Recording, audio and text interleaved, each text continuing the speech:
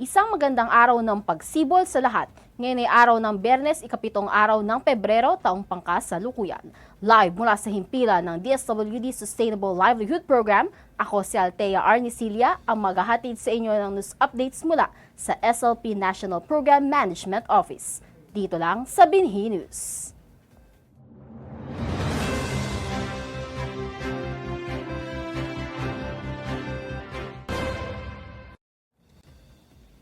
Sa ating pagpasok sa ikalawang buwan ng taong ito, narito ang ilan sa mga aktibidad at inisyatibong isinagawa ng SLP noong buwan ng Enero, pati na rin ang mga nakatakdang gawain para sa natitirang bahagi ng taong ito.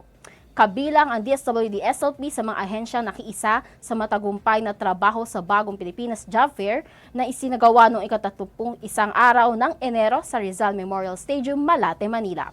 Itinatayang nasa 12,000 graduating 4-piece beneficiaries ang dumalo sa nasabing job fair upang makahanap ng trabaho at makatanggap ng iba pang government services. At bilang pakikiisa, nagtayo ang SLP ng Sulong Trabaho Employment Assistance Booth kung saan mahigit 70 on-the-spot hired na 4-piece beneficiaries at mga individual ang natulungang makalahok sa programa upang makatanggap ng Employment Assistance Fund. Inaasahan na magpapatuloy ang trabaho sa Bagong Pilipinas sa iba't ibang panig ng bansa sa mga susunod na buwan at linggo upang mas marami pang Pilipino ang mabigyan ng oportunidad sa trabaho.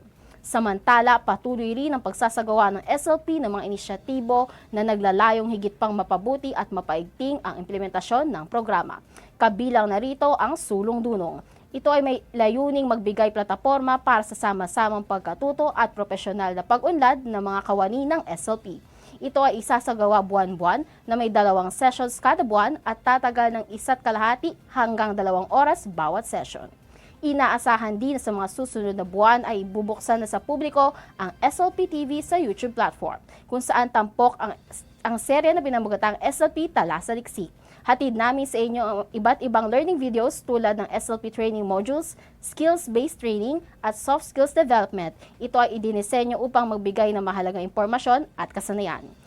Makikita naman sa SLP TikTok ang mga maikli ngunit makabuluhang video content na naglalaman ng livelihood tips, success stories, at iba pang mahalagang anunsyo. Ilan lamang ito sa mga nakatakdang aktibidad ng SLP ngayong taon upang higit pang mapalawak ang kaalaman, oportunidad at suportang hatid ng SLP para sa mga program participants at stakeholders. At iyan ang mga kaganapan ng SLP para sa buwan ng Enero.